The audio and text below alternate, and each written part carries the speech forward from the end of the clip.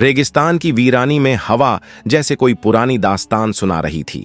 दूर दूर तक बस रेत थी और उस रेत पर चल रही थी इंस्पेक्टर सिया चौधरी। शहर से कई किलोमीटर दूर इस सुनसान जगह पर वो अकेली आई थी, एक ऐसे केस की तह तक पहुंचने जिसने हर किसी को डरा दिया था। पिछले 3 महीनों से यहां से गुजरने वाले लोगों के गायब होने की खबरें आ रही थीं और हर बार पुलिस को बस एक ही नाम सुनाई देता, कैलाश बाबा। लोग कहते थे कि वो कोई साधारण बूढ़ा नहीं बल्कि रेगिस्तान का रक्षक है जो रात को रेत से बात करता है। कई लोगों ने दावा किया कि उन्होंने उसकी झोपड़ी से अजीब नीली रोशनी निकलते देखी है, मगर सिया अंधविश्वासों पर भरोसा नहीं करती थी। वो सिर्फ सच चाहती थी।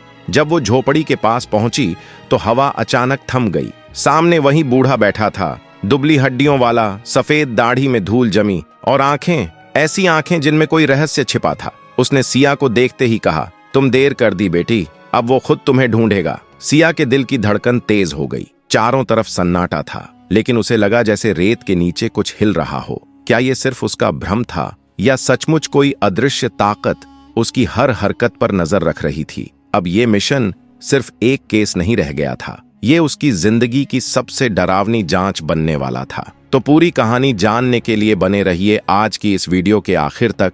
इंस्पेक्टर सिया चौधरी, एक जवान और आत्मविश्वासी लड़की, रात के वक्त अपने घर से निकली थी। चारों तरफ घना अंधेरा था और रेगिस्तान की रेत ठंडी हवाओं के साथ उड़ रही थी। उसके कदमों की आहट उस सन्नाटे को चीरती जा रही थी। वह तेजी से रेगिस्तान की रेतीली चोटियों को पार करती हुई आगे बढ़ रही थी, जैसे किसी अदृश्य ताकत ने उसे वहां आने पर मजबूर किया हो। कुछ ही देर में वह एक पुरानी झोपड़ी के सामने पहुंची। दरवाजा बंद था। उसने धीरे से झांक कर अंदर देखा और उसके चेहरे का रंग उड़ गया। कुछ पल ठिठक कर उसने खुद को संभाला, बालों को ठीक किया और फिर दरवाजा खटखटाया। दरवाजे की चरमराहट के साथ एक बूढ़ा आदमी बाहर आया, वही कैलाश बाबा जिसकी रहस्यमयी कहानियां गांव भर में फैली थीं। उसकी आंखें गहरी और बेचैन थीं, मानो किसी छिपे डर या सच को छिपाए बैठी हों। सिया ने हल्की घबराहट के साथ कहा, मैं अपने घर वालों के साथ घूमने आई थी, लेकिन वो मुझे भूलकर चले गए। बाबा कुछ पल उसे घूरता रहा,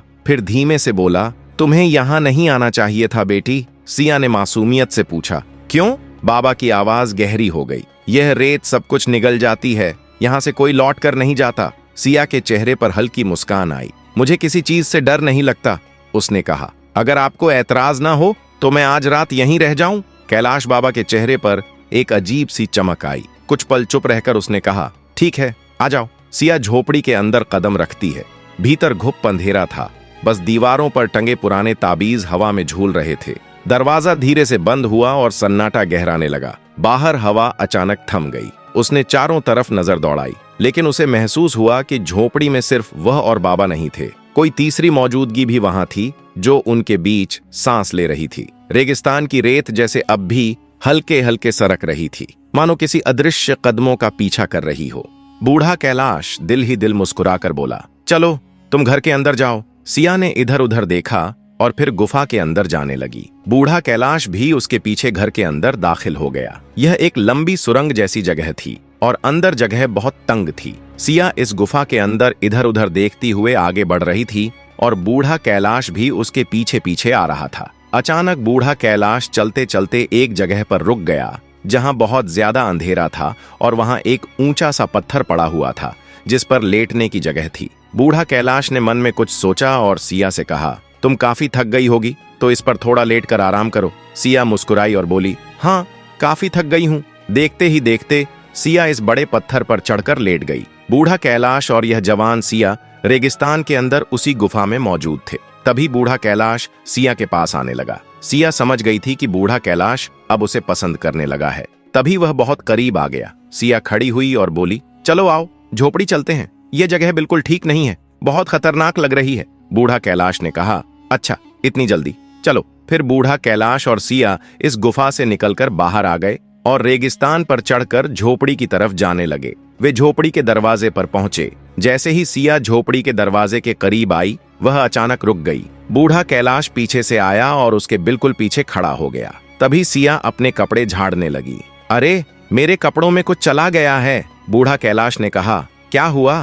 क्या हुआ? और उसके करीब आकर उसके कपड़े झाड़ने लगा। सिया दिल ही दिल मुस्कुराई और बोली, तुम 1 मिनट यहाँ रुक जाओ, मैं अंदर जाकर कपड़े ठीक कर लेती हूँ। बूढ़ा कैलाश सिया को देखता रहा। देखते ही देखते सिया झोपड़ी के अंदर चली गई और उसने कंडी लगा ली। अब सिया ने झोपड़ी में चारों तरफ नजर दौड़ानी शुरू की और इधर उधर चीजों को देखने लगी। कुछ देर बाद सिया झोपड़ी से बाहर मुस्कुराते हुए आकर बूढ़े कैलाश के पास खड़ी हो गई। बूढ़ा कैलाश ने पूछा, हाँ क्या निकला? सिया मुस्कुराकर बोली, कुछ नहीं था, ये कपड़े ही मुझे तंग कर रहे थे। अगर तुम्हारे पास कोई लड़की का सूट है तो वह मुझे दे दो, मैं पहन लूं। बूढ़े कैलाश ने यह सुनकर थोड़ी हैरानी महसूस की और सिया की तरफ देखने लगा। फिर बोला, मेरे पास लड़की का सूट कहाँ से आएगा? कौन हो तुम? मेरे पास कहाँ से आई? सिया मुस्कुराते हुए बोली, मैंने तो वैसे ही कहा था कि यह कपड़े मुझे तंग कर रहे थे, शायद किसी का पुराना सूट पड़ा होगा। बूढ़ा कैलाश उसके करीब आया और बोला, अच्छा देखता हूँ। वह झोपड़ी के एक कोने में गया और अलमारी से एक लाल रंग का लड़कियों का जोड़ा निकाला और सिया के हाथ में पकड़ा दिया। सिया ने यह सूट देखा तो उसकी धड़कन तेज हो गई। बूढ़े कैलाश ने मुस्कुराते हुए कहा, लो, पुरानी चीजें लोग अपनी दे जाते हैं, शायद किसी ने यह सूट दे दिया होगा, मैं फिर बेचकर अपना खाने पीने का सामान ले आता हूँ। सिया बोली, ओह अच्छा ठीक है, मैं इसे पहनकर आती हूँ। उसने लाल रंग का सूट लिया और दूसरे कमरे में जाकर बदलने लगी। बूढ़े कैलाश ने जल्दी से अलमारी बंद की और बैठकर सोचने लगा, लड़की तो बहुत सुंदर और प्यारी है, मैंने इसे सूट दे दिया, क्या सही किया, कुछ हो न जाए। तभी सिया वह लाल सूट पहनकर उसके पास आई और बिल्कुल उसके करीब खड़ी हो गई। बूढ़े कैलाश ने उसे देखते ही देखा, सिया बहुत सुंदर दिखाई दे रही थी। वह उसकी आंखों में देखते हुए बोली, वाह बहुत प्यारा सूट है। बूढ़े कैलाश के चेहरे पर मुस्कान आ गई और वह सिया के करीब आकर बोला, इसमें तो बिल्कुल चांद की तरह दिख रही हो, तुम बहुत सुंदर हो। सिया हल्की मुस्कान कर बोली, अच्छा तुम भी बहुत अच्छे हो। यह सुनकर बूढ़ा कैलाश खुश हो गया और बोला, चलो आओ अब सो जाएं, रात काफी हो गई है। सिया बोली, लेकिन मुझे बहुत भूख लग रही है, कुछ खाने को मिलेगा? बूढ़ा कैलाश सिया की आंखों में देखते हुए तुरंत उठा और झोपड़ी के कोने में भागा। वहां से उसने एक टोकरी से रोटी उठाई और सिया के हाथ में थमा दी। सिया ने रोटी पकड़ी और बूढ़े कैलाश को देखते हुए जल्दी से खाने लगी। बूढ़ा कैलाश उसे दिल से देख रहा था। तभी सिया ने पूछा, क्या हुआ, ऐसे क्यों देख रहे हो? बूढ़ा कैलाश बोला, तुम बहुत प्यारी लग रही हो और इंतजार नहीं होता। सिया ने मुस्कुराते हुए कहा, क्या कभी किसी लड़की को नहीं देखा? बूढ़ा कैलाश जो सिया को देख रहा था अचानक पीछे हट गया और बोला, कहां से लड़की आएगी, मैं यहाँ अकेला हूँ। सिया ने कमरे में इधर उधर देखा और बोली, ओह अच्छा तुम भी ठीक कह रहे हो। तभी उसकी नजर कमरे के कोने में लड़कियों के जूतों पर पड़ी। वह उठकर वहां गई, जूता हाथ में उठाया और हैरानी से बोली, यहाँ यह क्या कर रहा है? बूढ़ा कैलाश थोड़ा घबरा गया और फिर सिया के करीब आया और बोला, मैंने कहा था ना, लोग अपनी पुरानी चीजें दे जाते हैं। सिया ने मुस्कुराते हुए कहा, अच्छा अच्छा। वह जूता वहां रखकर दूसरे कमरे में चली गई। बूढ़ा कैलाश भी उसके पीछे पीछे दूसरे कमरे में आ गया और उसके पीछे खड़ा हो गया और बूढ़ा कैलाश सिया के बहुत करीब आकर उसकी आंखों में देखते हुए बोला, तुम अब वक्त क्षय मत करो, चलो रात हो गई है, आ जाओ। अचानक सिया मुस्कुराने लगी और कहने लगी, अच्छा ठीक है, बस एक चीज बता दो, तुम्हारी उम्र कितनी होगी? बूढ़ा कैलाश बोला, यही होगी कोई 80 साल के आसपास। सिया ने बूढ़े कैलाश के बाजुओं को अपने हाथों से दबाते हुए कहा, नहीं तुम 80 साल के नहीं लगते। कैलाश ये सुनकर एक पल के लिए सिहर गया। तभी सिया उसके पास आंखों में देखते हुए मुस्कुराई, क्या हुआ, मैं तो मजाक कर रही थी। ये सुनकर बूढ़ा कैलाश भी मुस्कुरा दिया। लेकिन बूढ़े कैलाश ने अब एकदम सिया के बाजुओं को सख्ती से पकड़ लिया और उसे खींचते हुए दूसरे कमरे में ले आया। सिया की दिल की धड़कनें तेज हो चुकी थीं और दोनों अंधेरे रेगिस्तान की सुनसान झोपड़ी के कमरे में बिस्तर के पास खड़े थे। सिया भी बूढ़े कैलाश को देखकर मुस्कुराने लगी। तभी बूढ़ा कैलाश उसकी तरफ बढ़ने लगा और जैसे ही वह सिया के बिल्कुल करीब आया, सिया ने एकदम बूढ़े कैलाश के मुंह पर हाथ रखकर प्यार से कहा, अच्छा 1 मिनट रुको तो सही, बात सुनो, चलो हम खेल खेलते हैं। अगर तुम जीतो तो जैसा तुम चाहोगे वैसे होगा, और अगर मैं जीती तो जैसा मैं चाहूंगी। बूढ़े कैलाश ने यह सुनकर कहा, हाँ, यह भी कोई खेल है, ये तो मैं ही जीतूंगा, चलो आओ जल्दी करो। देखते ही देखते बूढ़ा कैलाश और सिया दोनों झोपड़ी के दरवाजे से बाहर आकर खड़े हो गए। तभी बूढ़ा कैलाश सिया की तरफ देखते हुए मन ही मन कहने लगा, यह पागल लड़की मुझसे हार जाएगी और फिर जो मैं करूंगा वह जिंदगी भर नहीं भूलेगी। यह कहकर वह सिया की तरफ मुस्कुराने लगा। रात का आखिरी पहर था और हर तरफ अंधेरा छाया हुआ था। अब रेस शुरू होने वाली थी। सिया इस सुनसान रेगिस्तान में अंधेरी रात में अपनी जान की शर्त लगाकर दौड़ने लगी। बूढ़ा कैलाश कुछ पल पीछे खड़ा उसे देखता रहा और फिर अचानक उसके पीछे दौड़ पड़ा। सिया रेगिस्तान की रेतीली चट्टानों और पत्थरों के नीचे से होकर तेजी से आगे बढ़ रही थी और बूढ़ा कैलाश उसे पकड़ने के लिए पागलों की तरह उसके पीछे दौड़ता चला आया। देखते ही देखते सिया हर ऊंचाई की तरफ तेजी से जाने लगी और बूढ़ा कैलाश भी अपनी जीत का ख्वाब दिल में सजाए उसकी तरफ दौड़ता रहा। लेकिन अब सिया थक गई थी। कैलाश ने देखा कि उसकी रफ्तार कम हो गई है। वह तेजी से दौड़ा और अचानक सिया को पकड़ लिया। उसे पकड़ते ही एकदम दीवानों की तरह बाहों में उठाकर खुशी से बोला, पकड़ लिया, मैं जीत गया, अब मेरी मर्जी चलेगी। यह कहकर कैलाश ने सिया को रेगिस्तान पर उतारा और पागलों की तरह उसे खींचते हुए झोपड़ी की तरफ बढ़ने लगा। तभी उसने अचानक सिया को झोपड़ी के अंदर धक्का दे दिया और खुद भी अंदर दाखिल हो गया। देखते ही देखते कैलाश ने दरवाजे की कंडी चढ़ा दी। अब वह मुस्कुराता हुआ हंसते हुए सिया को अपने कमरे में ले गया और उसकी तरफ बढ़ने लगा। सिया ने यह देखा तो उसके दिल की धड़कन तेज हो गई। बूढ़ा कैलाश सिया के बिल्कुल करीब आया और बोला, हाँ, अब मैं जीत गया हूं ना। जैसा तुमने कहा था, अब मेरी मर्जी चलेगी। जैसा कहूं वैसे करना है। सिया ने जब यह सुना तो वह समझ गई कि कहानी अब बहुत आगे तक जा चुकी है।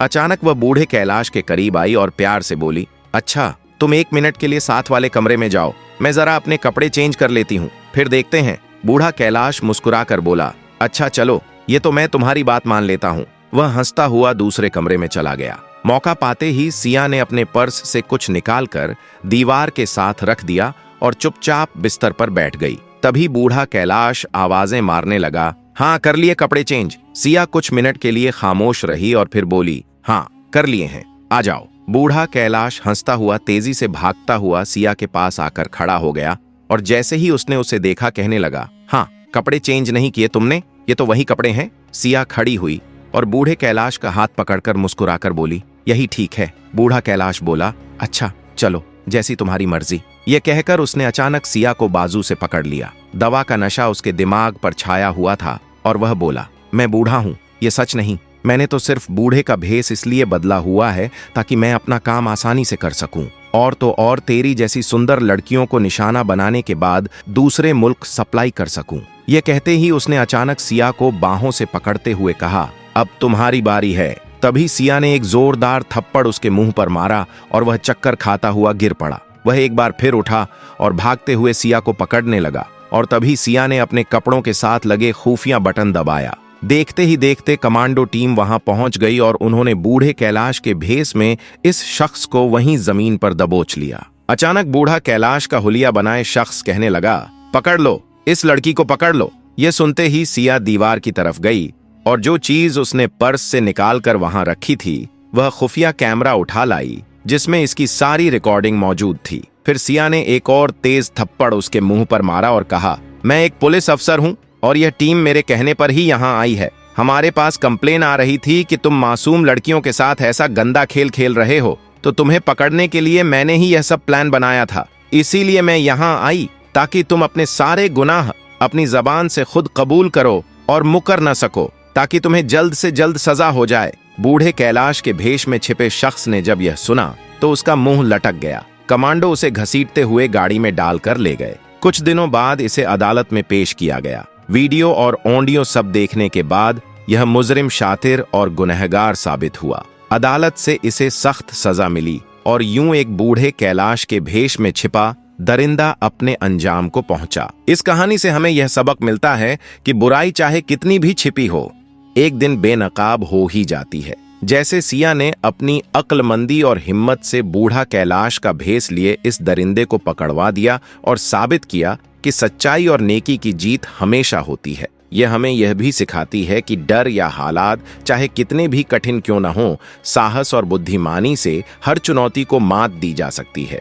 इंसान की नीयत और कर्म ही उसे सच्ची ताकत देते हैं और अंततः न्याय ही विजयी होता है। इस कहानी से हमें यह संदेश भी मिलता है कि किसी भी समाज में बुराई के खिलाफ खड़ा होना हर किसी की जिम्मेदारी है और कभी कभी एक अकेला इंसान भी बड़ी लड़ाई जीत सकता है। इसके साथ ही आज के वीडियो में हम आपको एक और कहानी बता रहे हैं जिसे सुनकर आप हैरान रह जाएंगे। रात पूरी तरह काली थी और रेगिस्तान में सिर्फ रेत की लहरें हवा के झोंकों के साथ सरसराहट कर रही थीं। दूर दूर तक कहीं कोई इंसान नहीं था। इस सुनसान जगह में इंस्पेक्टर अनुष्का सिंह अपने मिशन पर निकली थी। पिछले कुछ हफ्तों से आसपास के गांवों में लोगों के अचानक गायब होने की खबरें आ रही थीं। हर किसी की जुबान पर बस एक ही नाम था, काला नागा। लोग कहते थे कि काला नागा कोई साधारण इंसान नहीं था। उसकी झोपड़ी के आसपास अक्सर नीली रोशनी दिखाई देती थी और कई लोग दावा करते थे कि उन्होंने उसकी झोपड़ी के पास अजीबोगरीब आवाजें सुनी हैं।